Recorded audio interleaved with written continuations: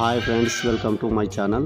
ఈరోజు అయితే జాఫ్రాపూర్ వాగు అయితే ఉధృతంగా ప్రవహిస్తుంది. 3 రోజులుగా ఎడాపెడా తరుస్తున్న వర్షాలకు స్వర్ణ ప్రాజెక్ట్ గేట్లు ఎత్తివేయడంతో జాఫ్రాపూర్ వాగు బ్రిడ్జి వద్ద అయితే మొత్తం నీరు మునిగిపోయింది. బ్రిడ్జ్ జాఫ్రాపూర్కి పూర్తిగా రాకపోకలు అయితే నిలిచిపోయాయి.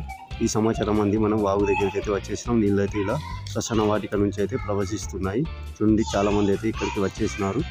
అక్కడ నుంచి ఎవరు రానియకుండా అక్కడ బయట అటు సగం మంది ఇటు సగం మంది అయితే అయిపోయారు. పూర్తిగా రాకపోకలు అయితే నిలిచిపోయాయి. గ్రామానికి తిరిగి రావాలంటే చిట్యాల నుంచి అయితే తిరిగి రావాల్సి ఉంటుంది.